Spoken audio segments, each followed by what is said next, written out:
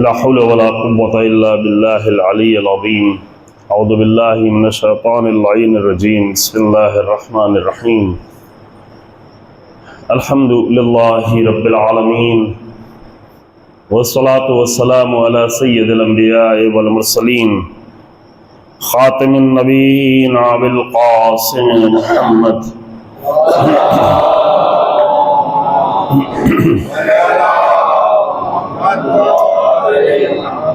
ثم الصلاة والسلام على أهل بيته الطيبين الطاهرين المعصومين المنتجبين، ولعنة الله على أعدائهم أعداء الله أجمعين. أما بعد، فقد قال الله تبارك وتعالى في كتابه الكريم. بسم الله الرحمن الرحيم. وما محمد إلا رسول قد خلت من قبله الرسل أفإن مات أو قتل انقلبتم على أعقابكم ومن ينقلب على عقبيه فلن يضر الله شيئا وسيجزي الله الشاكرين. صلوات محمد وعلى محمد.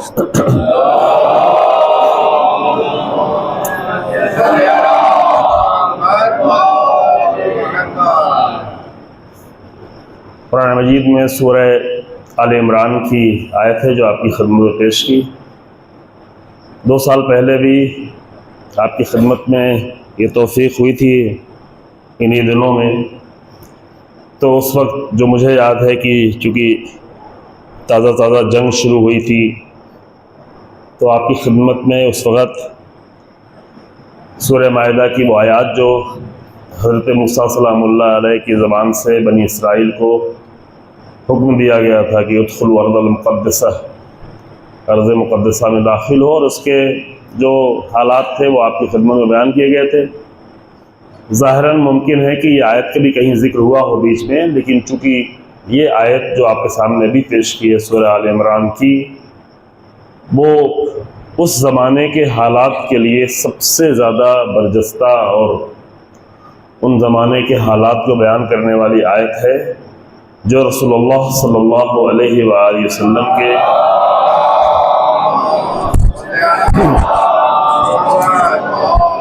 رسول اللہ کے بعد جو حالات پیدا ہوئے اور جن حالات سے حضرت زہرا سلام اللہ علیہا گزری ہیں. اللہم صلی علی محمد وعلی. اور امت کے مسائل کیا تھے ان سب کو قرآن نے اس ایک آیت میں آ کر بیان کر دیا ہے. اور بیان بھی نہیں کیا بلکہ پہلے ہی سے قرآن نے پیش بینی کی تھی. ظاہر ہے کہ ان حالات کے بعد تو قرآن کی آیت نازل نہیں ہوئی. قرآن کی آیت تو سب رسول اللہ کی رحلت کے پہلے نازل ہو چکی تھی. تو اس آیت میں آ کر قرآن کے ذریعے سے رسول اللہ کی زبان سے وحی الہی کی شکل میں امت اسلامی کو پچھلے تجربات کی بنیاد پر جو حقیقتیں تھیں بعد کے حالات کے لیے آگاہ کر دیا تھا کہ تم بعد میں کیا کرنے والے ہو. تمہارے پاس سامنے بھی 2 طرح کا آپشن ہے، اس میں تم کس طرح کے آپشن کو قبول کرنے والے یا کیا کرنے والو. ایسا نہ ہو کہ جس راستے کو اپناؤ تو وہ انجانے میں ہو، وہ نادانی میں ہو، بلکہ قرآن نے پہلے ہی متوجہ کیا ہوا تھا. آیت کا ترجمہ سنیں اور جلدی ہم آگے بڑھتے ہیں. مجلس شروع ہونے میں شاید تھوڑا تاخیر ہوئی ہے. اگر تھوڑا سا آپ لوگ اور ہمت کر کے 15 منٹ پہلے اگر آ سکیں تو 15 منٹ پہلے اگر مجلس شروع ہوتی ہے تو اور پہلے وقت پہ انشاءاللہ تمام ہو جائے. ہم کوشش کریں گے کہ طولانی نہ ہونے پائے گفتگو، چونکہ بہرحال رات میں زیادہ تاخیر تک ہم مجلس پڑھیں گے اور کل کوئی صبح کی نماز نہیں پڑھ پائے گا تو اس کے ذمہ دار ہم اپنے آپ کو نہیں قرار دینا چاہتا ہوں. ٹھیک ہے، ایک صلوات پڑھیں محمد علیہ.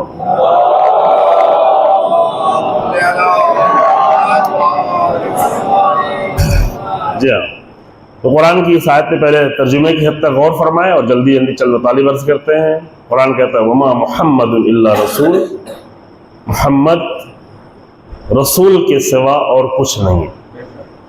یعنی جو کچھ بھی ہیں ان سب کی بازگشت اللہ کے رسول کی طرف.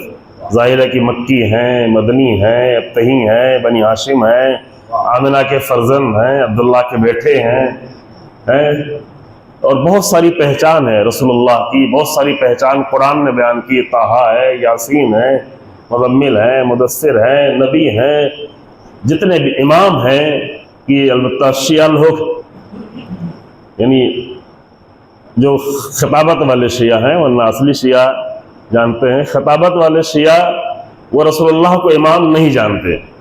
یہ جلدی شروع میں آپ کو ایک مختصر سا وہ جملہ بیان کر دیتا ہوں۔ رسول اللہ جو ہے وہ تمام انبیاء کے بھی امام ہیں، تمام ائمہ کے بھی امام ہیں، اور رسول اللہ کی امامت کو پوری تاریخ انسانیت میں جس نے سب سے زیادہ قبول کیا وہ ذات ہے، ذات امیر المومنین علی بن ابی طالب علیہ السلام، پورے وجود سے۔ یوں تو امام محمد باقر علیہ السلام نے فرمایا کہ کان اماما، کان رسول اللہ صلی اللہ علیہ وآلہ اماما، یا اور دوسری روایات میں دوسرے مقامات پر رسول اللہ کو امام کے لقب سے یاد کیا گیا ہے۔ اب آپ کے ذہن میں ایک سوال فوراً پیدا ہو، اسے حل کرتے ہوئے آگے بڑھیں کہ یہ 12 امام کیا ہے؟ یہ ہم جو کہتے ہیں 12 امامی یا اثنا عشری یا 12 امامی، تو یہ عربی فارسی اور عربی کا مسئلہ ہے۔ فارسی کا 12 امام جو کہا جاتا ہے وہ اس بنیاد پر ہے کہ رسول اللہ نے اپنے بعد کے لیے امامت کو معین کر دیا تھا کہ میرے بعد یہ 12 امام ہوں گے، جو شیعہ اور اہل سنت دونوں جگہ پہ موجود ہیں الگ الگ لفظوں کے ساتھ۔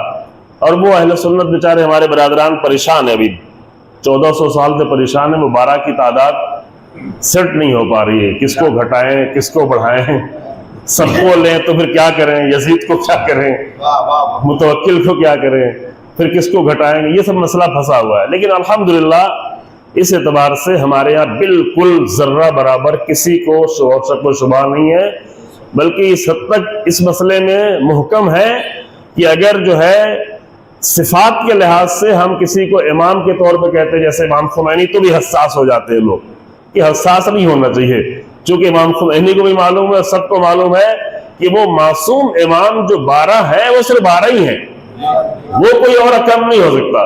لیکن ہاں اگر ایک امام پیش امام نماز پڑھاتا ہے تو اس کو بھی ہم امام ہی کہتے ہیں۔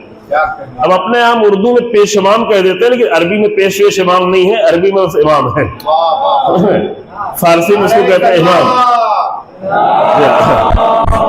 یہ مسئلہ شروع میں حل کر دیں۔ عربی میں کیا کہتے ہیں؟ من ہو الامام، امام کون ہے، کون نماز پڑھا رہا ہے۔ فارسی میں کہتے ہیں امام کون ہے، یا کبھی امام جماعت بھی کہہ دیتے ہیں، لیکن زیادہ تر امام کہتے ہیں۔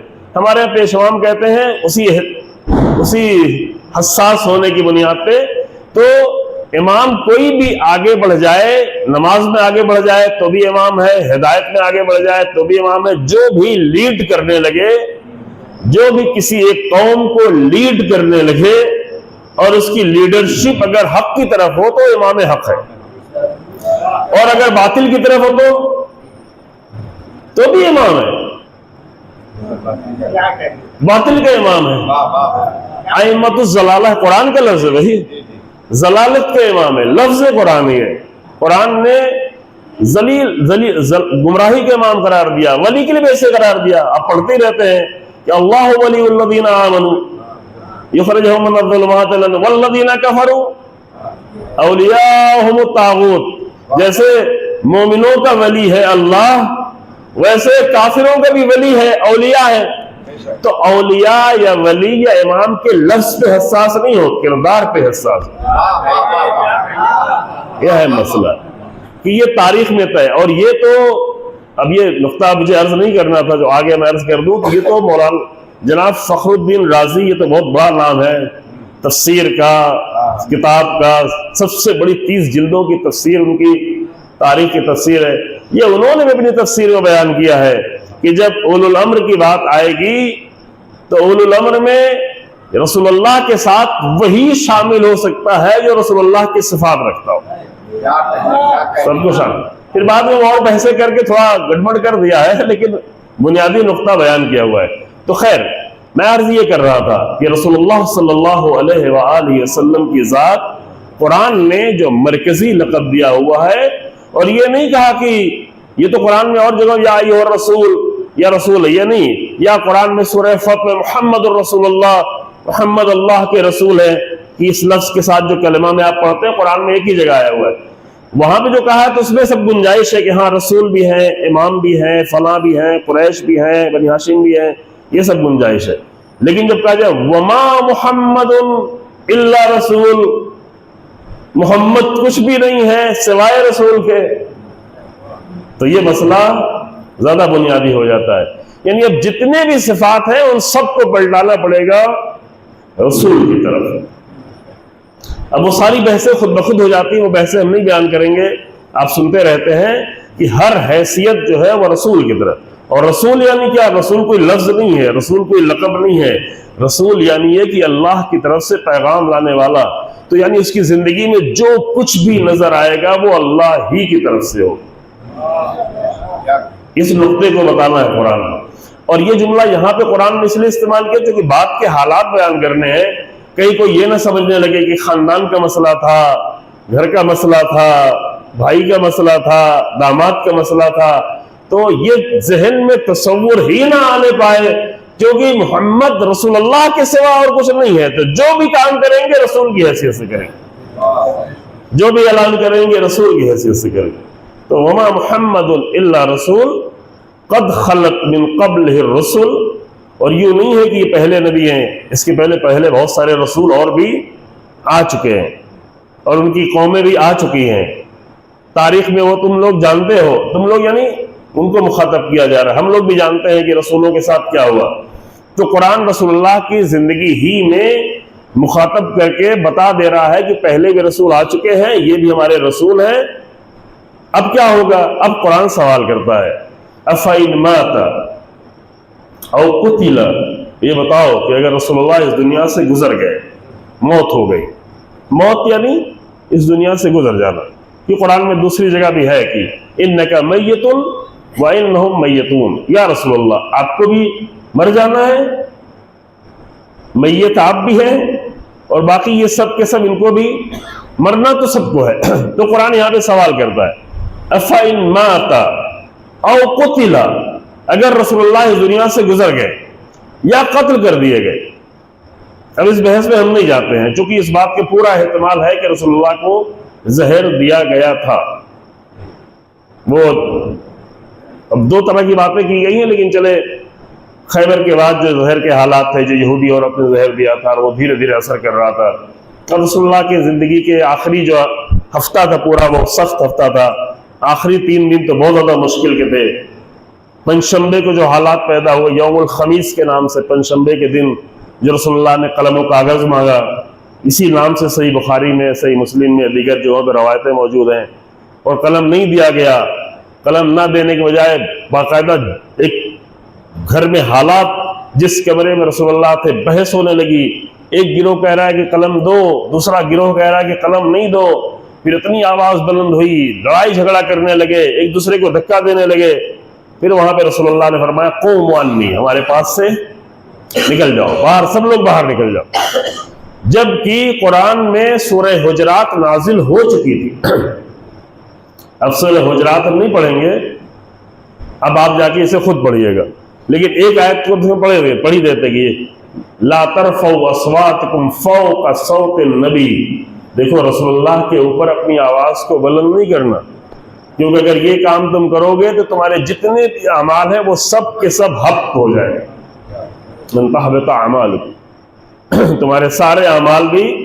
اب جتنی بھی صحابیت کی بات کر لیں اور جتنا بھی درجہ ہم بیان کر لیں، لیکن جن لوگوں نے رسول اللہ کی زندگی کے آخری دنوں میں اتنی زیادہ آواز بلند کی کہ رسول اللہ ناراض ہو کر نکال دے رہے ہیں، تو پچھلے اعمال اگر کچھ رہے بھی ہو تو اس کا انجام معلوم ہو گیا قرآن سے.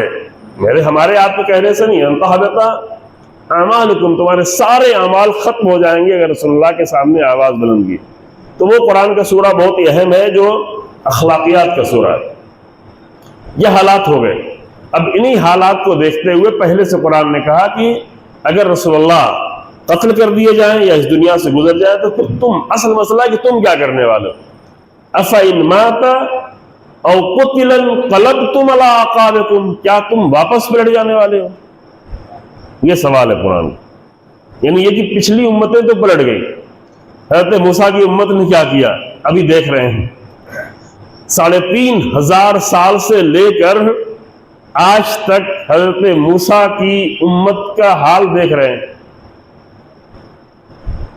اور پورے 3500 سالوں میں اتنا زیادہ برجستہ حال تو کبھی بھی نہیں دکھائی پڑا جتنا آج دکھ رہا ہے۔ کس کا؟ جو اپنے آپ کو فخر سے کہتے ہیں کہ ہم تو انبیاء کی اولاد ہیں، ہم تو بنی اسرائیل ہیں۔ بنی اسرائیل ہی کے نام پر اسرائیل یعنی بھائی اسرائیل، یہ ملک بسانے کی کوشش کی جا رہی ہے جو انشاءاللہ انجام تک نہیں پہنچنے والی ہے، ٹھیک ہے؟ اور پچھلے 2 سالوں میں تو سب نے دیکھ لیا، پوری دنیا نے دیکھ لیا، اور اتنا زیادہ دیکھ لیا کہ ابھی پوری تاریخ انسانیت کی پوری تاریخ میں یہ 7000 سالہ 7500 سالہ تاریخ جو ہماری آدم سے لے کے ابھی تک کی تاریخ ہے، ورنہ اس کے پہلے کتنے آدم آئے، کتنی دنیا ہے، ابھی کتنی دنیا ہے، ہزاروں آدم آئے، وہ بحث الگ ہے، اور وہ ہے سب روایات سے ثابت ہے۔ اور یہ بات ہم کبھی کبھی کہہ دیتے ہیں کہ ہم یہ سمجھتے ہیں کہ سب ہم ہی لوگ سب کچھ ہے، نہیں، ایسا نہیں ہے۔ اللہ 7000 سال سے صرف خالق نہیں ہے، اللہ ہمیشہ خالق ہے۔ اب 7 لاکھ سال پہلے تب بھی اللہ ویسے ہی خالق تھا، 7 کروڑ سال پہلے تب بھی اللہ ویسے ہی خالق تھا، 7 ارب سال پہلے تب بھی اللہ ویسے ہی خالق تھا۔ جتنا انسان کے ذہن میں تصور جا سکتا ہے، ہماری ذہن کی حدیں رک سکتی ہیں، لیکن اللہ کی خالقیت کو محدود نہیں کیا جا سکتا۔ تو ہمیشہ وہ خالق تھا، ہمیشہ اس نے مخلوق پیدا کی، اور یوں نہیں کہ ہمیشہ وہ صرف جو ہے ڈائناسور ہی پیدا کرتا رہا ہوگا اور جانور بھی پیدا کرتا ہو۔ احسن الخالقین بھی وہ ہمیشہ تھا، بہترین مخلوق پیدا کرنے والا بھی ہمیشہ تھا، لیکن اس سے ہمیں بہت زیادہ لینا دینا نہیں ہے۔ ہم اپنی نسل کو دیکھ لیں، یہی بہت بڑی بات ہے، اپنی نسل سے عبرتیں لے لیں، یہی بہت بڑا مسئلہ ہے۔ تو 7000 سالہ 7500 سالہ انسانی آدم سے لے کے اب تک کی ہماری اس آدمیت کی تاریخ میں کوئی بھی قوم کبھی بھی اتنا ذلیل نہیں ہوئی ہے جتنا آج یہ بنی اسرائیل پوری دنیا میں ذلیل ہے۔ اللہم صلی علی محمد۔ اور ان کا ذلیل ہونا اپنے عمل کی بنیاد پر، وہی قوم کی جو اپنے آپ کو سب سے بڑا سمجھتی ہے، اور سب سے بڑا سمجھ سکتی بھی تھی۔ اللہ نے بھی کسی زمانے میں کہا تھا کہ انی فضلتکم علی العالمین، میں نے تم کو عالمین پہ فضیلت دی ہے، تو سمجھ سکتے تھے، مسئلہ نہیں تھا، لیکن خاندان کی بنیاد پر نہیں، کردار کی بنیاد پر۔ یہ ایک بنیادی مسئلہ ہے۔ اور کہیں تو آپ کو بیچ میں ایک نقطہ بریکٹ میں جلدی عرض کر دوں کہ دنیا کی وہی قومیں سب سے زیادہ پست ہیں جنہوں نے اپنے آپ کو سب سے زیادہ بڑا سمجھا ہوا ہے۔ اور یہ قوموں کا بھی مسئلہ ہے اور یہ انسانوں کا بھی مسئلہ ہے۔ یہ بیچ میں اخلاقی نقطہ سن لیں، یہ بہت بنیادی مسئلہ ہے کہ جو لوگ اپنے آپ کو سب سے بہتر سمجھنے لگتے ہیں، وہ سمجھنے کی واقعاً وہ پستی کا سفر کرنا شروع کر چکے ہیں۔ یہ کام تو جو بہت بنیادی مسئلہ ہے۔ 2 قوموں کے نمونے تو 3 قوموں کے نمونے تو ہمارے سامنے ہیں۔ ایک جرمنی کی قوم تھی، 4.5 کروڑ لوگوں کی قاتل بنی۔ ہٹلر نے یہی ان کے دل میں بار بار بھرا ہوا تھا کہ تم سب سے اوپر ہو، تم سب سے بہتر ہو، تم جرمن ہو، تم فلاں ہو۔ اسی بنیاد پر ان کو اکسا کے 4.5 کروڑ انسانوں کو قاتل بنایا۔ یہ تو تاریخ تھی۔ اب اسی کو کوئی ہمارے ملک میں بھی اپنا لیڈر سمجھتا ہے، اور اسی بنیاد پر ہمارے ملک میں کچھ لوگ اپنے آپ کو دوسروں سے بہتر سمجھتے ہیں۔ تو یہ قانون 2 قومیں تو ابھی بالکل معلوم ہے، ایک جو ہے اسرائیل میں ہے اور ایک ہمارے ملک میں ہے۔ 2 نے اپنے آپ کو سب سے بہتر سمجھا ہوا ہے، اور یہ سب سے بہتر سمجھنا ہی ان کی سب سے زیادہ پستی کی دلیل ہے۔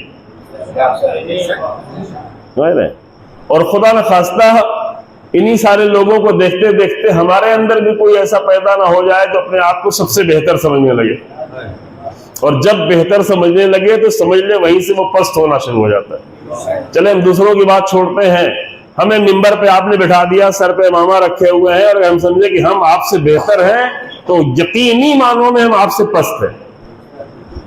جو بھی سمجھے یہ قانون ہے، کیونکہ قانون جو ہے وہ یوں ہی نہیں ہے، قانون اس لیے ہے کہ جب کوئی انسان اپنے آپ کو بہتر سمجھتا ہے تو لازمی طور پر دوسروں کو پست سمجھنے لگتا ہے، اور اللہ کی مخلوق کو پست سمجھنے والا بھلا کیسے بہتر ہو سکتا ہے؟ اور پھر وہیں سے اخلاقی برائیاں پیدا ہوتی ہیں، غرور پیدا ہوتا ہے، تکبر پیدا ہوتا ہے، خودبینی پیدا ہوتی ہے، نفرت پیدا ہوتی ہے، تحقیر کرنا شروع کر دیتا ہے۔ کتنے اخلاقی فسادات معاشرے میں پیدا ہوتے ہیں اس وقت جب کوئی فرد، انڈیویجول یا کوئی قوم اپنے آپ کو بہتر سمجھنے لگے۔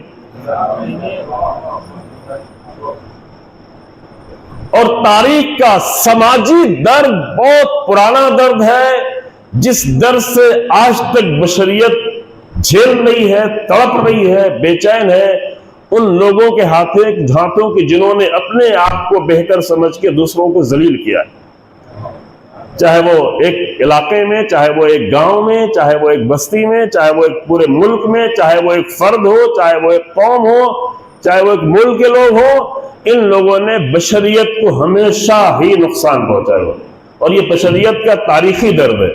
اس درد میں آج 21ویں صدی میں اتنا آگے بڑھ جانے کے بعد، علم و ہنر میں اتنا آگے بڑھ جانے کے بعد، اس درد میں بشریت آج بھی مبتلا ہے، اور ہمارے ملک کے لوگ تو پھر دوبارہ کوشش کر رہے پھر پلٹایا جائے اسی طرف۔ تو خیر وہ پلٹنے والا تو نہیں ہے، یعنی وہ پھر پلٹنے والا نہیں ہے کہ تم سب سے آگے بڑے بن کے رہو، باقی لوگوں کو معمولی سمجھو۔ ہاں یہ ضرور ہو جائے گا کہ تم سب سے زیادہ ذلیل بن جاؤ گے، جس طرح سے پوری دنیا میں بنی اسرائیل سب سے زیادہ ذلیل ہو گئے ہیں۔ ابھی کوئی فلائٹ پہ سوار نہیں کرتا، سفر نہیں کرنے دیتا، ہوٹل میں نہیں بیٹھنے دیتا، ریسٹورنٹ سے بھرا رہا ہے، پوری دنیا کے حالات ایسے ہیں۔ تو یہ ہر اس کا انجام ہونے والا ہے جو اپنے آپ کو دوسروں سے بہتر سمجھتا ہے۔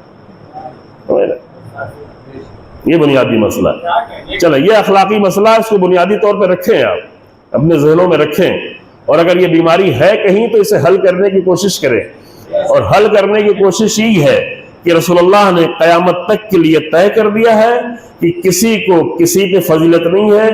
غدیر کے خطبے میں فرمایا، عرفات کے خطبے میں فرمایا، زندگی بھر میں بار بار فرماتے رہے، قرآن کی آیت نازل ہوتی رہی کہ کسی کو کسی پہ فضیلت نہیں ہے، عرب کو عجم پہ نہیں ہے، قریش کو غیر قریش پہ نہیں ہے، کالے گورے کو کالے پہ نہیں ہے، زبان کو غیر زبان پہ نہیں ہے۔ اگر فضیلت ہے تو وہ تقویٰ اور فضیلتوں کی بنیاد پر، اور اگر اللہم صلی علی محمد،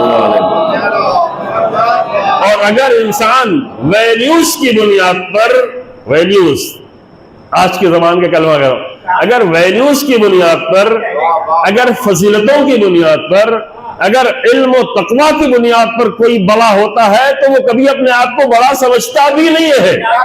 یہ دلیل ہے، وہ نہیں سمجھے۔ اللہم صلی علی محمد، یہ قانون ہے کہ کبھی بھی ویلیوز کی بنیاد پر عظیم لوگ کبھی بھی اپنے آپ کو عظیم، پوری دنیا انہیں عظیم سمجھے گی لیکن وہ خود کو عظیم نہیں سمجھے۔ وہ یہی کوئی پہلو ڈھونڈ رہے ہوں گے کہ یہاں کون سی کمی رہ گئی میری زندگی میں، یہاں کون سی کمی رہ گئی میری ریسرچ میں، یہاں کون سی کمی رہ گئی میرے عمل میں، یہاں سے کون سی کمی رہ گئی میرے علم میں، یہاں بھی کوئی کمی رہ گئی۔ وہ اپنی کمیوں کو ڈھونڈ رہے ہیں، اسی لیے ساری دنیا ان کی بڑائی کو ڈھونڈ رہی ہوتی ہے۔ اور یہ صرف علماء کی بات نہیں ہے، صرف خاص لوگوں کی بات نہیں، ہر انسان کے لیے ہے کہ جو انسان اپنی کمیوں کو ڈھونڈنے لگتا ہے اپنی زندگی میں، تو سارے لوگ، دنیا کے لوگ، معاشرے کے لوگ اس کی خوبیوں کو بیان کرنا شروع کر دیتے ہیں۔ یہ اللہ نے قانون بنایا ہوا ہے، اللہ نے قانون بنایا ہوا ہے۔ جی ہاں، یہ رسول اللہ کا قانون ہے، یہ اہل بیت علیہ السلام کا قانون ہے۔ تو جلدی سے میں اس منزل پہ آ جاتا ہوں کہ اگر رسول اللہ اس دنیا میں نہ رہے، اگر قتل کر دیے گئے، معاذ اللہ قتل کر دیے گئے، کہ احتمال یہی کہ قتل کر دیے گئے، تو کیا کرو گے؟ انقلبتم علی اعقابکم، تم رسول اللہ کے دین پہ باقی رہنے والے ہو، یا انقلبتم، انقلاب، پلٹ جانے والے ہو۔ وَمَن يَنْقَلِبْ عَلَىٰ عَقِبَيْهِ، اور جو بھی واپس پلٹ جائے فَلَن يَضُرَّ اللَّهَ شَيْئًا، تو اللہ کو کوئی نقصان پہنچانے والا نہیں ہے، اس سے اللہ کو کوئی نقصان نہیں پہنچے، رسول اللہ کو نقصان پہنچے نہیں، رسول اللہ کو کوئی نقصان نہیں پہنچنے والا۔ دنیا آج تک ہے، ٹھیک ہے، دردناک اس لیے روتا ہے انسان، لیکن لوگ یہ سمجھتے ہیں کہ لوگ پلٹ گئے تو امیر المومنین کا نقصان ہو گیا۔ اللہ اکبر، امیر المومنین کا نقصان وہ سمجھیں کہ جو یہ سمجھتے ہیں کہ امیر المومنین کی فضیلتیں حکومت میں چھپی ہوئی ہیں۔ امیر المومنین حکومتوں کے محتاج نہیں ہے، حکومت ہے جو امیر المومنین کی محتاج ہے۔ تو اگر یہ کوئی یہ سمجھتا ہو کہ لوگ پلٹ گئے تو جناب زہرا کا نقصان ہو گیا، اگر لوگ پلٹ گئے تو امیر المومنین کا نقصان ہو گیا، نہ جناب زہرا کا کوئی نقصان ہوا، نہ امیر المومنین کا کوئی نقصان ہوا، لیکن درد یہ ہے کہ پوری بشریت کا نقصان ہو گیا، بشریت کا نقصان ہو گیا۔ ٹھیک ہے، اب آیت کا ترجمہ کر کے میں ایک نقطہ جلدی بیان کرتا ہوں عزیزو، اپنے وقت کو دھیان میں لیتے ہوئے۔ وَسَيَجْزِي اللَّهُ الشَّاكِرِينَ، یہ لوگ جو پلٹنے والے ہیں ان کو تو چھوڑو، ان کی پرواہ بھی نہ کرو، ان کے لیے اپنی زندگی تم تباہ نہ کرو، ٹھیک ہے، یہ اپنی مجلسوں کو سارا مخصوص کر دو ان کے لیے، جی اپنی دعاؤں میں نمازوں میں جو کرنا ہے کر لو، جو اہل بیت کیا کرتے تھے، جو بددعائیں کرتے تھے وہ کر سکتے ہیں، ہے، لیکن یہ کہ اپنی پورے زندگی کے پہلو کو آ کر اس میں سمیٹ دو ممبروں کے کہ جو لوگ پلٹ گئے، تو پلٹنے والوں سے کون سا؟ قرآن کہتے ہیں فَلَن يَضُرَّ اللَّهَ شَيْئًا، آپ انہیں نہیں دیکھو، آپ انہیں دیکھو کہ جو حق پر مضبوطی سے باقی رہے گا۔ تو جو حق پر مضبوطی سے باقی رہے، چاہے وہ 4 ہی کی تعداد کیوں نہ ہو ایک زمانے میں، چاہے وہ آگے بڑھ کے 72 ہی کی تعداد کیوں نہ ہو، یہ تعداد سے کوئی فرق نہیں پڑتا، وہ 4 ہی اتنے قیمتی ہیں کہ قیامت تک کے لیے نمونہ بنے ہوئے ہیں۔ اللہم صلی اللہ علیہ وسلم۔ ان کے لیے قرآن نے کیا کہا؟ ان کے لیے قرآن نے کہا سَيَجْزِي اللَّهُ الشَّاكِرِينَ، اللہ شکر کرنے والوں کو جزا دے گا، ان قریب جزا دے گا۔ شکر کرنے والے کیا نہیں کیا؟ یہ نہیں پروردگارہ تیرا شکر پروردگارہ، یہ نہیں، یعنی اگر تمہیں امیر المومنین جیسا ولی ملا ہے، رسول اللہ دے کے گئے ہیں، اتنے سارے لوگ پلٹ گئے، اگر کچھ لوگ باقی ہیں اور اس ولایت کا شکر ادا کر رہے ہیں تو اللہ ان کی جزا دینے والا ہے، اللہ ان کا شکر گزار ہے۔ تو اب یہاں سے میں جلدی سے جو مطلب آج شروع کر دوں، 2 دن ہمارے پاس اور ہے کچھ باتیں بیان کرنے کے لیے۔ دیکھیں یہ سارا واقعہ جو آپ سنیں گے ہر سال بیان کیا جاتا ہے، فاطمیہ کے دن ہوتے ہیں، بہت ساری مجلسیں ہوتی ہیں، ہم رو لیتے ہیں، کچھ فضائل سن لیتے ہیں، فرش ادا پہ آ کے بیٹھ جاتے ہیں، اور یہ تصور کہ آئیں گے فرش ادا پہ ثواب بھی مل جائے گا، یقینی طور پر انشاءاللہ اگر حق باتیں بیان ہوں گی تو ثواب بھی حتماً ملے گا، لیکن یہ سب مقصد نہیں ہے، یہ کچھ بھی مقصد نہیں ہے، نہ ہمارا خوش ہو لینا، نہ ہمارا رو لینا، نہ رو کے ثواب لے لینا، نہ فرش ادا پہ بیٹھ کے ثواب لے لینا، یہ کوئی مقصد نہیں ہے۔ ایک جملہ بہت پہلے سے چلا آ رہا ہے کہ رونا ہی مال مجلس ہے، رونا ہی مال مجلس ہے، آپ بھی سنتے ہیں، اگر میں کچھ کہوں گا تو آپ پریشان ہونے لگیں گے، لیکن پریشان نہیں ہو، رونا اس وقت مال مجلس ہو سکتا ہے جب رونے کے ذریعے سے دل نرم ہو اور نرم دل میں حق بات اتر جائے، تبھی رونا مفید ہو سکتا ہے، تبھی، ورنہ ذاکر کے جذبات کو دیکھتے ہوئے، آواز کی دھمک کو دیکھتے ہوئے، مصائب کے لہجے کو دیکھتے ہوئے اور کچھ احساساتی رونا رو کے چلے گئے تو یہ رونا مال مجلس نہیں ہوتا جو زندگی پہ اثر نہ کرے۔ رونے کا فلسفہ یہی کہ روتے وقت انسان کا دل نرم ہو جاتا ہے، اور نرم دل میں قساوت نہیں ہوتی، جو قرآن سورہ بقرہ میں بیان کرتا ہے کہ فَأَشَدُّ قَسْوَةً فَهِيَ كَالْحِجَارَةِ أَوْ أَشَدُّ قَسْوَةً، یہ تو پتھر جیسا دل ہو گیا، بلکہ پتھر سے بھی زیادہ سخت ہو گیا۔ پھر پتھر کی صفت بیان کی کہ پتھر سے تو چشمے جاری ہو جاتے ہیں، پتھر سے تو نہریں پھٹ نکلتی ہیں، پتھر تو اللہ کے خوف سے خشیت خدا سے لرز جاتے ہیں، لیکن کبھی پتھر دل ہوتا ہے تو نہ اللہ کی فکر کرتا ہے، نہ دین کی فکر کرتا ہے، نہ حق کی فکر کرتا ہے، مجلسوں پہ مجلسیں سنتا رہتا ہے۔ جتنی زیادہ مجلسیں سنتا گیا زندگی کے میدان میں اتنی پیچھے ہوتا چلا گیا، تو اثر کہاں ہوا بھائی؟ اثر کہاں ہوا؟ تو یہ رونا کیا بنا؟ یہ رونا مال مجلس نہیں بنا۔ رونا، اب میں ایک سخت لفظ کہنے جا رہا ہوں، اپنے اوپر نہیں لیجیے گا، رونا ممکن ہے کبھی عذاب مجلس بھی بن جائے۔ کیسے؟ اس لیے کہ تاریخ میں جو شروع میں رونے والے تھے ان پر لعنتیں بھی بھیجی گئی ہیں۔ سب سے پہلا رونے والا شخص کون تھا؟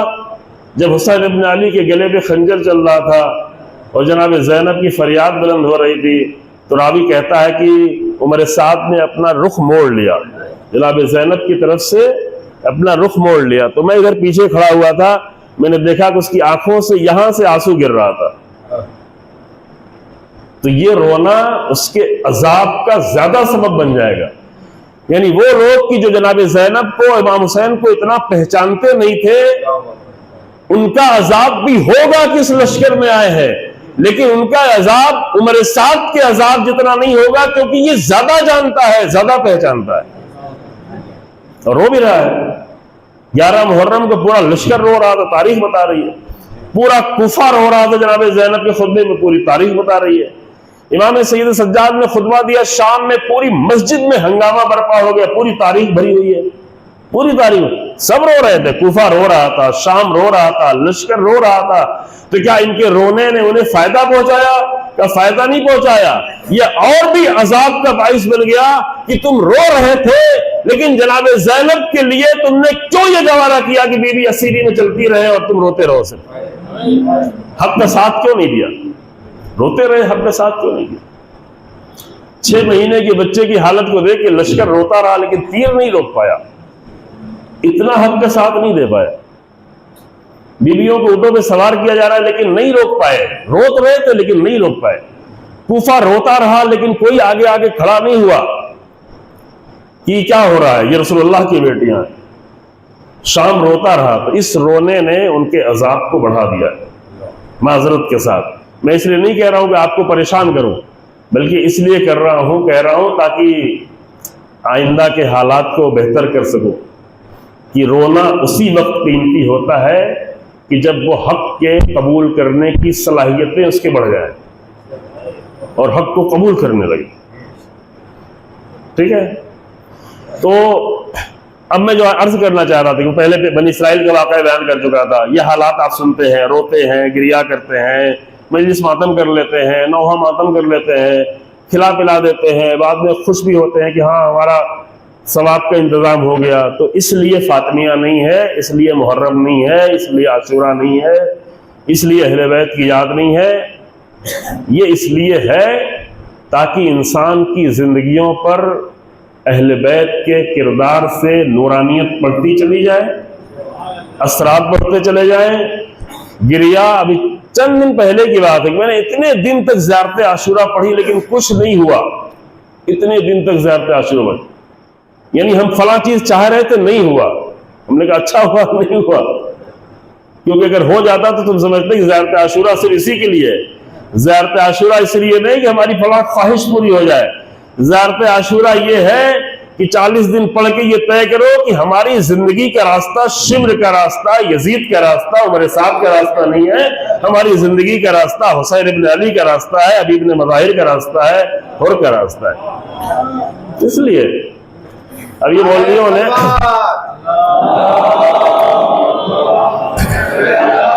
صلی اللہ علیہ وسلم، میں ایک جملہ جلدی سے کہہ کے آگے بڑھ جاؤں۔ وہ لوگ جو آ کر نسخے بیان کرتے ہیں، بہت اچھا لگتا ہے کہ یہ نسخہ آج، یہ نسخہ آج، یہ نسخہ اب یہ کر لیں گے تو یہ ہو جائے گا، یہ کر لیں گے، بعد میں دیکھتے نہیں ہوتا ہے۔ تو نتیجہ کیا ہوتا ہے؟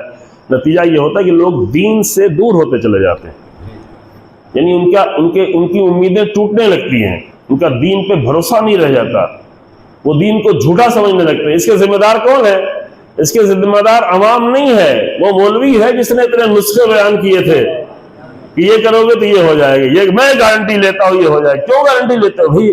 اس طرح کی گارنٹی تو رسول اللہ نے نہیں ہوئی، آپ کیوں لیتے ہیں؟ اور جتنی بھی دعائیں ہیں وہ سب اس لیے ہیں، زیارتیں ہیں، دعائیں ہیں تاکہ تم اس کو پڑھو گے تو اس کے پڑھنے کا اثر زندگی پہ ہوگا، اور جب زندگی پہ اثر ہوگا تو ظاہر نتیجہ بھی سامنے آئے گا، وہیں پہ نتیجہ آئے گا۔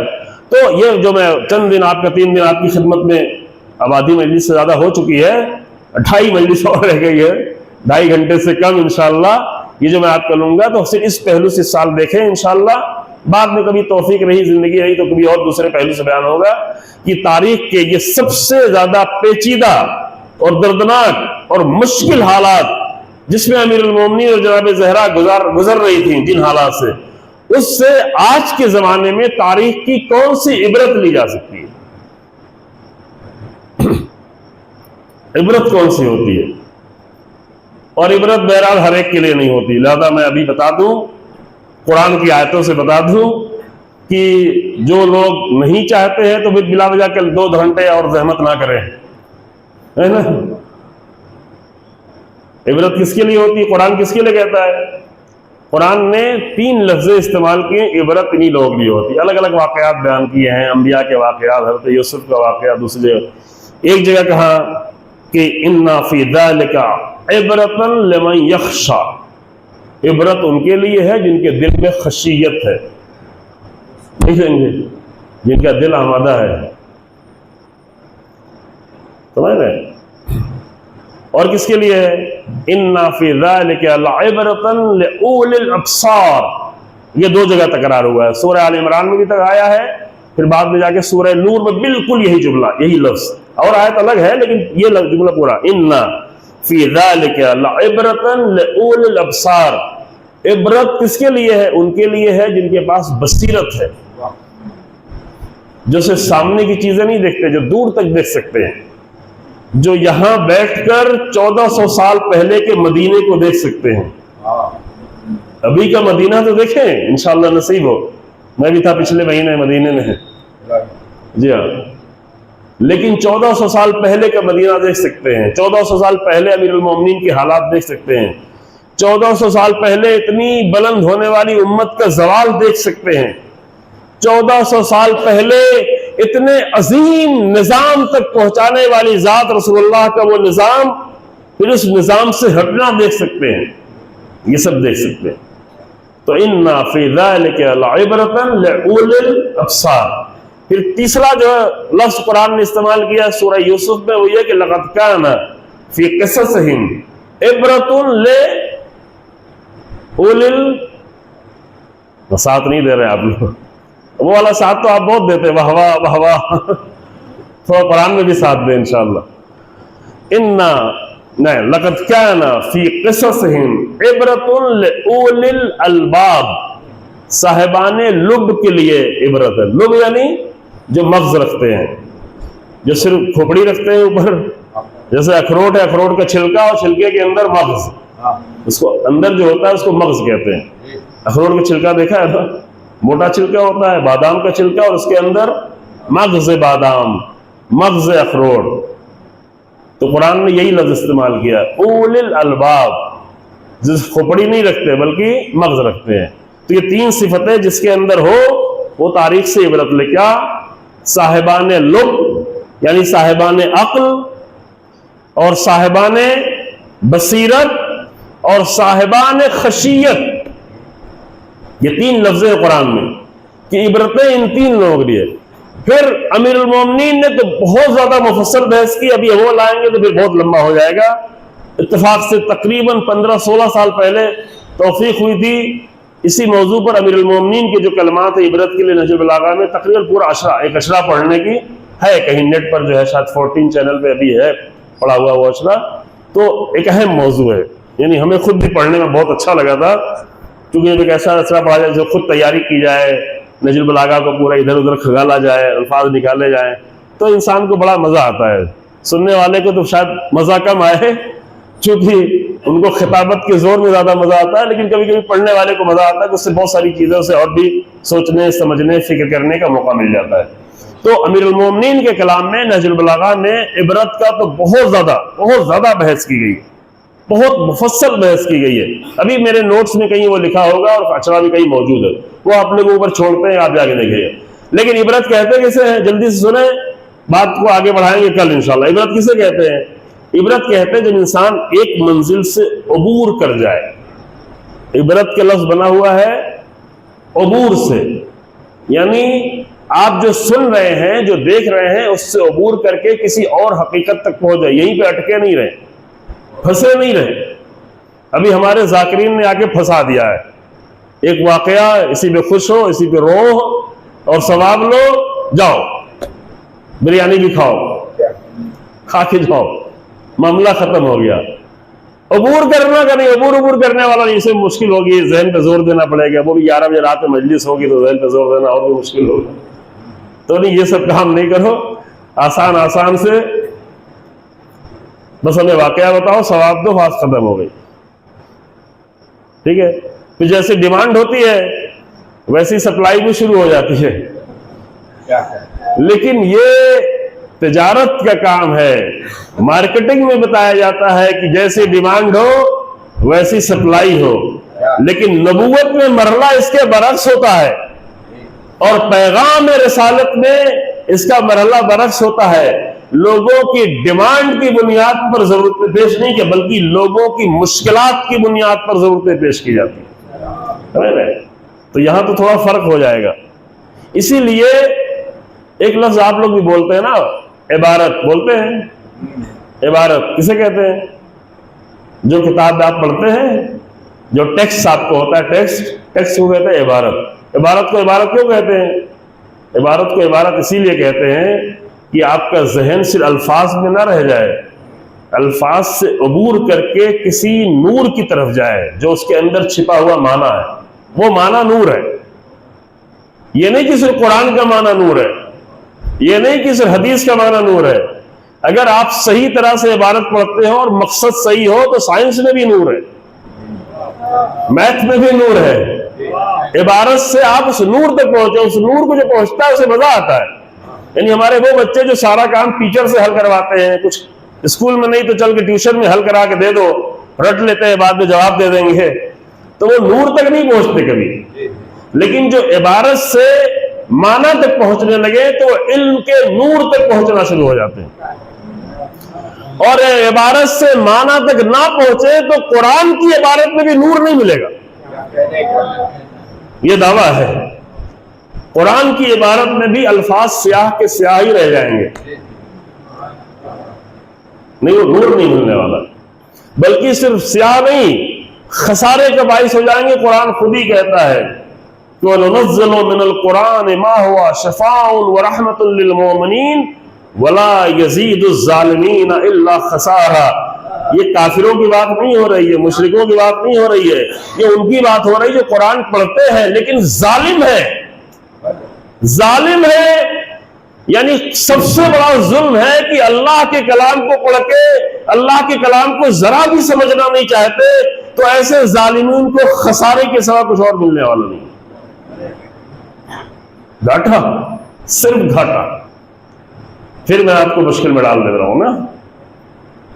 ٹھیک ہے، ہمیشہ خوش ہوتے ہیں تو کبھی کبھی مشکل میں تو پڑا کریں، ضروری ہے. تو عبارت کیوں کہتے ہیں؟ عبارت عبور سے ہے، اسی سے عبرت ہے، اسی سے مابر ہے کہ پل پار کر جاؤ. بھائی مابر کو، پل کو مابر کہتے ہیں عربی میں. اب کوئی پل پہ جا کے کھڑا رہے کہ نہیں پل بڑا اچھا ہے، گزرے نہیں تو کیا ہوگا؟ کہیں نہیں پہنچ پائے گا. کوئی عبارت میں آ کے اٹکا رہے، عبارت رٹتا رہے، عبارت دہراتا رہے، عبارت کی پھر چیٹنگ کرتا رہے، علم تک نہیں پہنچے گا. ویسے ہی کوئی تاریخ پڑھتا رہے، تاریخ کے واقعات پڑھتا رہے، قرآن کے واقعات پڑھتا رہے، لیکن عبور نہیں کرے، وہاں سے عبور کر کے اس حقیقت تک نہیں پہنچے جہاں تک پہنچانا ہے، تو کبھی اسے تاریخ سے عبرت ملنے والی نہیں. تاریخ سے عبرت نہیں ملے گی. ہاں ثواب و آپ کچھ مل جائے گا. تو عزیزو، یہ تاریخ کا سب سے پیچیدہ ایک دور ہے جسے ہم چند عبرتیں لیں گے انشاءاللہ تعالی. لیکن پہلی منزل میں ایک جملہ کہہ کے مصائب پڑھتا ہوں عزیزو کہ ایک ایسا دور تھا جب جناب زہرا سلام اللہ علیہا مدینے کی گلیوں میں جا رہی تھی، مسجد میں آ کے خطبہ دے رہی ہے. پہلے بیان کر چکے 2 سال پہلے کی. خطبہ کہاں دیا تھا؟ اگر کوئی کہے دربار میں تو آپ یہ سمجھ کے سن لیا کریں کہ ان کی نگاہ میں مسجدی دربار ہوگا. اعتراض نہ کریں، لیکن آپ کا ذہن کہیں ادھر ادھر نہیں جائے، دربار کی طرف نہیں جائے، چونکہ مدینے میں دربار کوئی نہیں تھا، اور عقلاً بھی ممکن نہیں تھا کہ 12 دنوں میں دربار بن جائے، 10 دنوں میں کوئی دربار بن جائے، بلکہ بنا ہی نہیں۔ مدینے میں دربار بنا ہی نہیں، کبھی بھی نہیں بنا۔ پہلا دربار 15ویں ہجری میں بنا تھا، وہ شام میں، رسول اللہ کی رحلت کے 5 سال بعد بنا تھا۔ تو اس میں بڑی بحث ہوئی، لیکن چلے وہ بحث ترین نہیں کرتے ہیں۔ جناب زہرا جا کے بازار خطبہ دے رہی ہیں، مسجد میں خطبہ دے رہی ہے، بڑی مسجد میں خطبہ دے رہی ہیں، جو آج بھی آپ تصور نہیں کر سکتے کہ ہمارے گھر کی ایک خاتون آئے اور پورے مجمع میں خطبہ دے۔ خطبہ اٹھا کے پڑھیں، انشاءاللہ کبھی توفیق ہوئی تو خطبہ بھی آپ کے سامنے پیش کیا جائے، کہ مخاطب ہو کے الگ الگ طریقے سے مخاطب ہو، بیچ میں پھر رخ کیا، پھر یہ مخاطب کیا، ان کو مخاطب کیا، مسجد میں پورے مجمع میں، ظاہر ہے کہ حجاب میں ہے لیکن خطبہ دے رہی بی، خطبہ بھی نہیں کہ جا کے 2 جملہ خطبہ دے کے چلی آئی، اتنا مفصل خطبہ جس میں پورا دین بیان کیا، پورے دین کا فلسفہ بیان کیا، توحید بیان کی، رسول اللہ کی رسالت بیان کی، رسول اللہ کے پہلے کے حالات بیان کیے، رسول اللہ کے بعد کے حالات بیان کیے، کیسے نفاق ظاہر ہوا، کیسے حالات بدلے، پھر وہ پورا میراث کے مسئلہ، پھر قرآن کی آیتیں، پھر ابھی تم کیا کر رہے ہو، یہ سب کچھ تفصیل سے۔ اگر کسی کو پڑھنا ہے ان دنوں میں تو میں آپ کو ایڈریس دے دے رہا ہوں، وکی شیعہ سائٹ جا کے کھولیں، اردو میں آپ ڈالیں گے خطبہ صدق تو خود ہی وکی شیعہ سائٹ 3 4 سائٹ مل جائے گی، اس میں اندر جائیں تو آپ کو عربی متن کے ساتھ بغل ہی میں جو ہے اردو ترجمہ بھی موجود مل جائے گا۔ میرے خیال سے کافی لوگ یہاں اردو جانتے ہوں گے انشاءاللہ، ٹھیک ہے، تو وہاں مل جائے گا۔ باقی اپنی کسی بھی زبان میں ڈھونڈیں تو آپ کو مل جائے گا پورا خطبہ پوری تفصیل کے ساتھ، اور بھی چاہیں تو اور بھی بہت ساری سائٹوں میں مل جائے گا، لیکن یہ ہم نے بتایا کہ جہاں پہ عربی اور اردو ساتھ ساتھ ہے، ساتھ ساتھ چل رہا، جہاں دیکھنا چاہیں دیکھ لیں، ورنہ اور بھی بہت۔ وکی شیعہ ایک بہت بڑی سائٹ ہے، میں اس کی تھوڑا تبلیغ بھی کر دیتا ہوں جوانوں کے لیے، کہ کوئی بھی دین کی معتبر چیزیں اگر سمجھنا ہے تو وکی شیعہ سائٹ، وکیپیڈیا پہ نہیں جاؤ، وکی شیعہ سائٹ پہ جاؤ، جو مجمع جہانی اہل بیت علیہ السلام کی سائٹ ہے۔ لاکھوں مقالے اور آرٹیکلز اور مضامین پر دلیلوں کے ساتھ، تفصیلی بحث کے ساتھ ساری چیزیں موجود ہیں وہاں پر، مختلف زبانوں میں بھی ہے، اپنے اپنے اعتبار سے زبانیں آپ ڈھونڈ سکتے ہیں۔ عربی فارسی میں تو بہت زیادہ ہے، اردو میں بھی بہت زیادہ ہے، لیکن ممکن ہے بعض زبانوں میں کم ہے، ٹھیک ہے۔ تو عرض یہ کر رہا تھا کہ ان زمانے کے حالات میں جلدی سنیں اور مصائب سنیں عزیزوں، کہ جب وہ حالات مدینے میں گزر رہے تھے تو ایسا نہیں تھا کہ آج 1436-37 سال کی بات ہے جو بھی ہے، اس وقت پہلے بالکل اسی وقت کے حالات، جس وقت امیر المومنین بالکل تنہا ہو رہے تھے، تو یوں نہیں تھا کہ امیر المومنین کا دور بہت پہلے گزر چکا تھا، جو کارنامے تھے ان کے آباء و اجداد کے کارنامے، سارے کارنامے امیر المومنین کے تھے۔ یعنی جنگ بدر کے گزرے ہوئے صرف 8 سال ہوا تھا، جنگ احد کے گزرے ہوئے صرف 7 سال ہوئے تھے، چند مہینے اس میں بڑھاتے چلے جائیں۔ جنگ خندق کے گزرے ہوئے 5 سال گزرے تھے، جنگ خیبر کے گزرے ہوئے 7ویں ہجری میں ہوئی تو ابھی صرف 3 سال گزرے تھے، 11ویں ہجری کے شروع میں سارا ماجرا یہ، تو 3 سال گزرے تھے۔ فتح مکہ جہاں بت توڑے گئے تھے ابھی اس کے صرف 2 سال گزرے تھے۔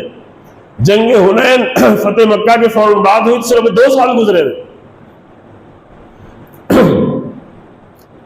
یمن کی فتح امیر المومنین کے ہاتھوں یہ بھی 1 سال گزرا تھا، 1 سال بھی نہیں گزرا تھا صحیح طریقے سے، کہ امیر المومنین حج میں جب آئے، جس میں امیر المومنین کی ولایت کا اعلان کیا گیا، تو امیر المومنین یمن سے آئے، رسول اللہ مدینے سے گئے، مکہ بیچ میں ہے، مدینہ نارتھ میں ہے 450 کلومیٹر دور، یمن جو ہے ساؤتھ میں ہے وہ بھی 500-600 کلومیٹر دور، مدینہ مکہ بیچ میں ہے، تو رسول اللہ اپنی قربانیاں اور امیر المومنین کی قربانیاں بھی لے کے مدینے سے آئے۔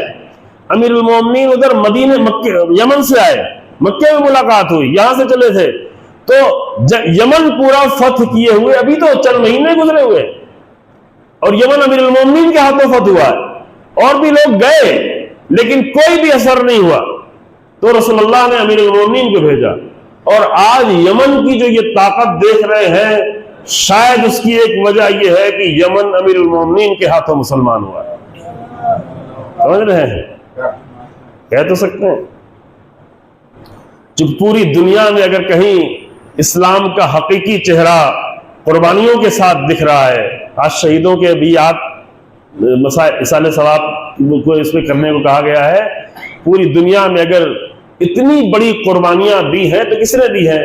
انہی لوگوں نے دی ہے جن کا کہیں نہ کہیں کسی نہ کسی طرح سے رابطہ امیر المومنین سے ہو، جناب زہرا سے ہو، حسین ابن علی سلام اللہ علیہ. اور یہ اس لیے عرض کر رہے ہیں کہ اگر ہمارا بھی رابطہ امیر المومنین سے ہے، جناب زہرا سے ہے، حسین ابن علی سے ہے، اور وہ رابطہ فقط فرش عزا کی مجلسوں تک نہیں بلکہ اگر وہ رابطہ زندگی سے رابطہ ہے تو جو امیر المومنین سے رابطہ رکھتا ہے اسے قربانیوں کے لیے تیار ہی رہنا چاہیے، چاہے وہ مولوی ہو، چاہے وہ عالم ہو، چاہے وہ جوان ہو، چاہے وہ خاتون ہو. اگر اس کا رابطہ امیر المومنین سے ہے تو یہ ممکن ہی نہیں ہے کہ امیر المومنین سے رابطہ بھی ہو اور قربانیوں کا جذبہ بھی نہ ہو. یہ ممکن نہیں ہے. اس پر آپ غور کریں کہ اگر ایسی حالت ہے تو بھی اس پہ نظر ثانی کریں کہ واقعا رابطہ ہے کہ کہیں دھوکہ تو نہیں ہے. ہماری پوری زندگی دھوکے میں تو نہیں گزر رہی. یہ کیسے ممکن ہے کہ کسی کا حسین ابن علی سے رابطہ ہو اور حق کے لیے قربانی دینے کو تیار نہ ہو؟ یہ کیسے ممکن؟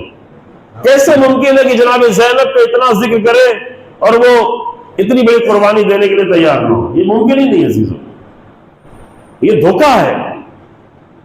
خود کو بھی بعض لوگوں نے دھوکہ دے رکھا ہے ممبروں پہ آ کے، اور مومنین کو بھی دھوکہ دے رکھا ہے کہ کھا کھا کے امیر المومنین والے ہو جائیں گے، ثواب لے لے کے امیر المومنین والے ہو جائیں گے، اور رسمیں ادا کر کر کے امیر المومنین والا ہونے کے لیے ایک رسم ادا کرنا لازم ہے کہ حق کی قربانی کے لیے تیار ہے کہ نہیں.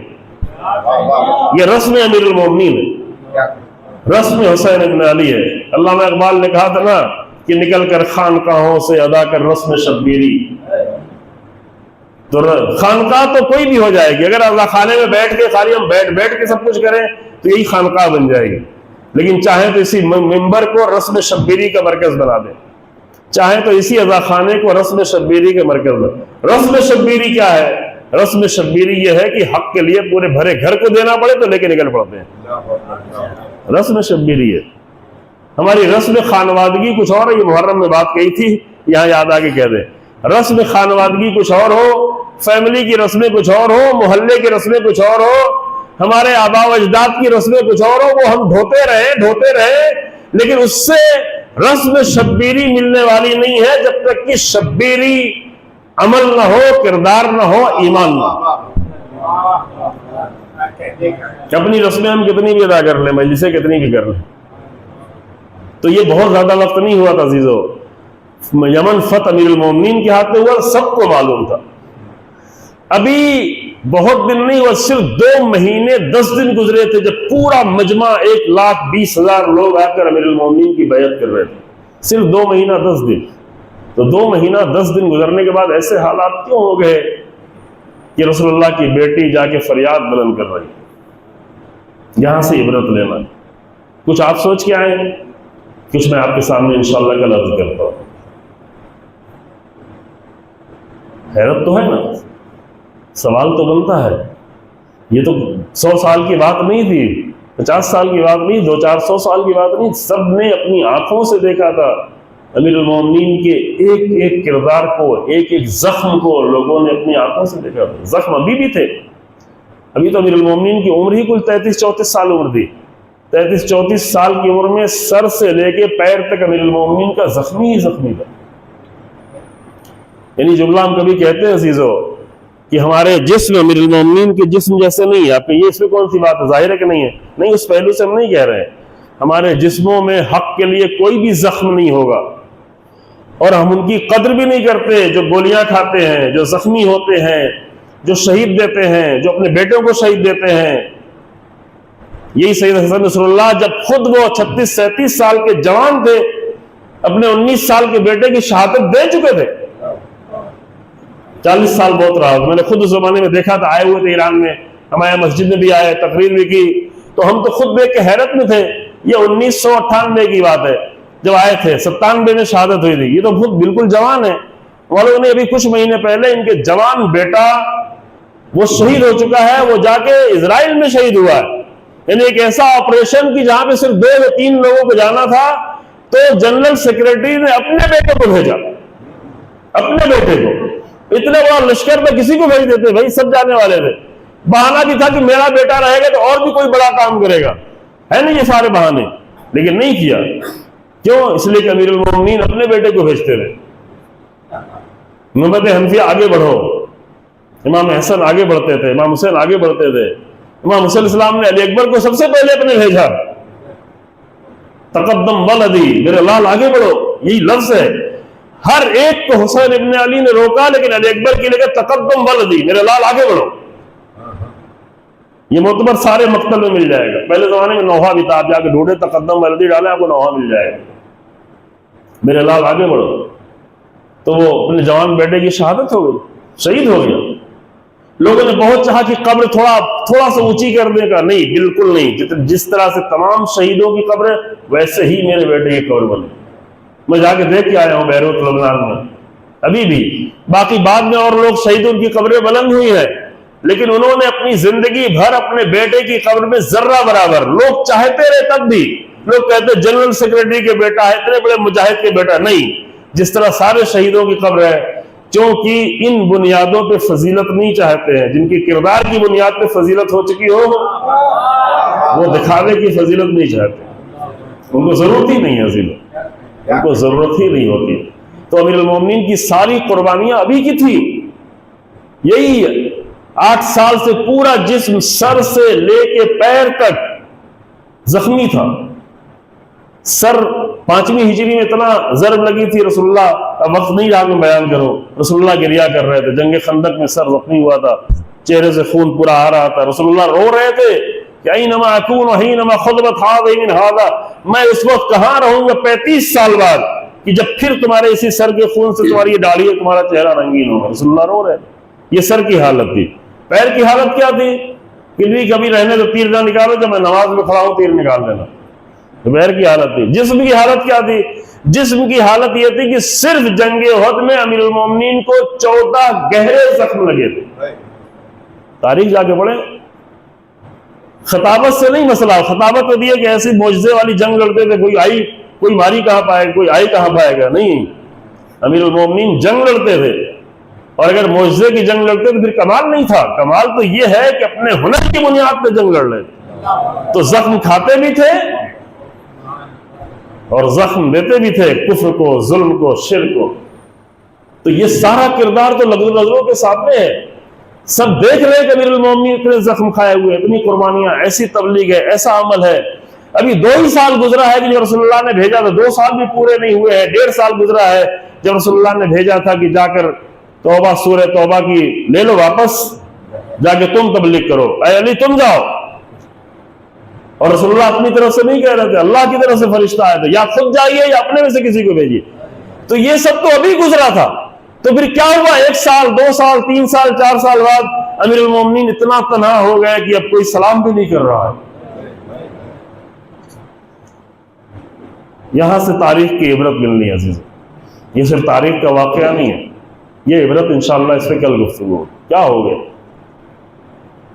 اور امیر المومنین اپنے غم کی کیفیت کو کبھی آ کر گھر میں بیان بھی نہیں کرتے تھے۔ کیوں نہیں بیان کرتے تھے؟ کہ رسول اللہ کی بیٹی خود اس قدر غمزدہ ہے تو میں اپنے غم کا اضافہ کیوں کروں؟ تاریخ بڑی پڑی ہے، اور یہ معاملہ دونوں طرف سے تھا۔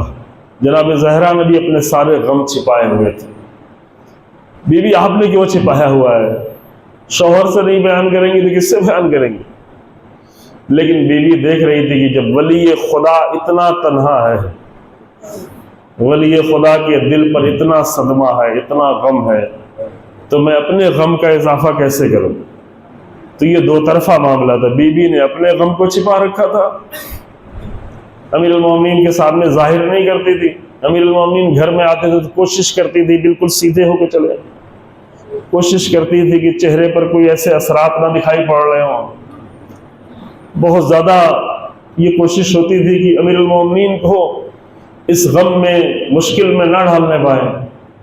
اور ادھر امیر المومنین، اب یہ کہ سلمان نے کسی نے آگے بتا دیا کہ امیر المومنین کو سلام نہیں کرتے لوگ،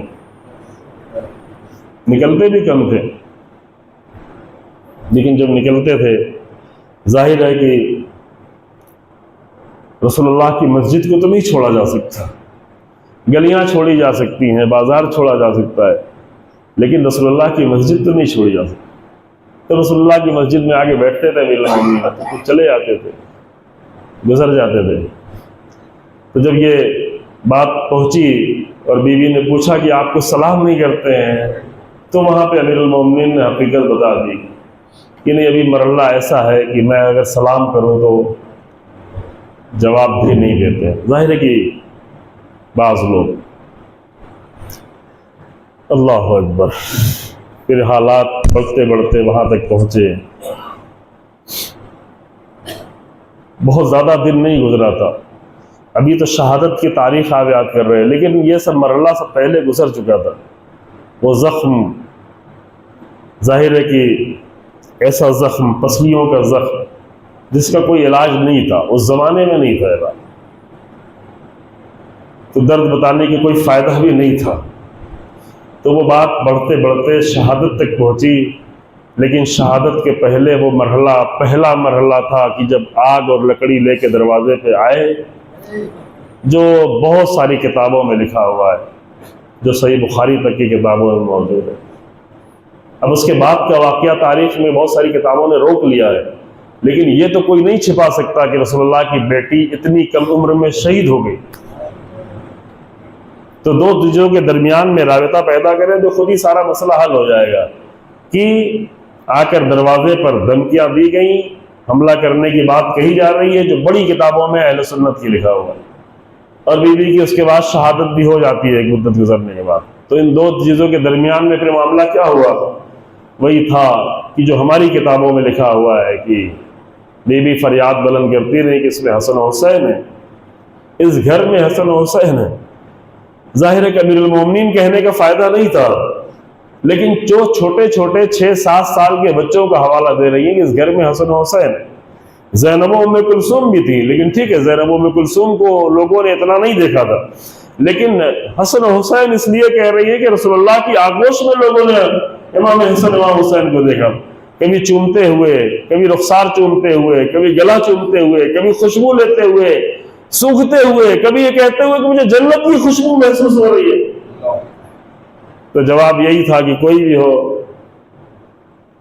علی کو باہر نکالا۔ سارا مسئلہ امیر المومنین کے ساتھ تھا۔ پھر وہ حالات بھی آئے، باقی مسائل انشاءاللہ کل پڑھا جائے گا، پرسوں پڑھا جائے گا، وہ حالات بھی آئے کہ دروازہ جلتا رہا۔ بی بی کی کوشش یہ تھی کہ دروازہ کسی طرح سے روکے، لیکن اس زور سے دھکا دیا گیا، دروازہ ٹوٹا، بی بی در و دیوار کے بیچ میں آئی، اور اس درمیان میں صرف ایک آواز گونجی، یا فدۃ خذینی قد قتل ما فی احشائی، اے فضا ہو مجھے سنبھالو۔ وہ بی بی جو بہت سارے حالات میں فضا کو خود سنبھالتی رہی ہو، بہت سارے امور میں مدد کرتی رہی ہو، کام کی تقسیم ہو، پھر بھی جناب فضا کی مدد کرتی رہی ہو، وہی بی بی فریاد بلند کر رہی ہے، فضا مجھے سنبھالو کہ میرے شکم کا بچہ شہید ہو گیا۔ اور ایسے حالات میں ایسے مرد کیا جانے، سب خواتین بھی نہ جانے، خدا نہ کرے کسی بھی حالات آئے کہ زخم کی، ضرب کی حالت میں اگر بچہ شہید ہوتا ہے تو ایک بی بی اپنے پیروں پہ کھڑی بھی نہیں ہو سکتی، وہ حالات نہیں ہوتے، اسی لیے فضا کو بلا رہی تھی۔ لیکن جب دیکھا کہ امام علی علیہ السلام کو گلے میں رسی ڈال کے لے جایا جا رہا ہے تو وہی بی بی کی فریاد بلند ہوئی، فضا میری چادر لے آؤ۔ بی بی اپنے قدموں پہ کھڑی ہوئی اور کھڑی ہو کے جا کر فریادیں بلند کی اور امیر المومنین کو اپنے ساتھ لے کے آئی۔ سلام ہو بی بی کہ آپ نے وقت کے ولی خدا کی حفاظت کر دی۔ کتنا اچھا موقع تھا کہ ان زخموں کے باوجود بھی امیر المومنین کو مسجد سے لے کے اپنے گھر تک آئی، لیکن سلام ہو اس بیٹی پر بھی جو ٹیلے کی بلندی سے آواز دیتی رہی، اما فیکم مسلم، کیا تم میں کوئی مسلمان نہیں ہے؟ یہ رسول اللہ کا نواسہ ہے، لیکن شمر کا خنجر چلتا رہا، بہن کی نظریں دیکھتی رہی۔ امت مسلمہ بھی اس منظر کو دیکھ، انا للہ و انا الیہ سيعلم الذين ظلموا أي منقلب ينقلبون ربنا تقبل منا إنك أنت السميع العليم بحق محمد وعطرة الطاهرين پروردگار ہمارے سامان کو اپنی بارگاہ میں قبول فرما، پروردگار ہمیں اس سے عبادت کا درجہ عطا فرما، پروردگار ہمیں اہل بیت کی زندگی، ان کے پیغامات، ان کی فکر کو سمجھنے اور اس کو اپنانے کی توفیق عنایت فرما، پروردگار ہمارے بچوں کو، ہماری نسلوں کو اس ضلالت و گمراہی کے زمانے میں راہ قرآن و راہ اہل بیت پر ان کے انجام کو خیر قرار دے، پروردگار دنیا اسلام میں جہاں جہاں بھی ظلم و ستم ہے ان سب کو ظالموں سے محفوظ فرما، مومنین کو محفوظ فرما، یمن، لبنان، ایران اور خاص کر فلسطین کی سرزمین جو 2 سالوں تک اتنے سارے اسلحوں اور بم کے سائے میں زندگی گزار چکے ہیں، ان سب کو، ان بچوں کو، عورتوں کی حفاظت فرما، فلسطین کی مقدس سرزمین جسے قرآن نے ارض مقدسہ کہا ہے، انبیاء کی سرزمین، بیت المقدس، مسجد اقصیٰ کی حفاظت فرما، پروردگارہ ظلم و ستم سے بھری ہوئی دنیا کو عدل و انصاف سے بھر دے، پروردگارہ علماء حق، مراجع کرام، آیت اللہ سستانی، رہبر انقلاب جو اس پورے لشکر حق کے سپہ سالار ہیں، ان سب کو طول عمر عطا فرما، امام زمانہ کے ظہور میں تعجیل فرما اور ہم سب کو امام کے حقیقی ناصروں میں قرار دے۔ حضرات سے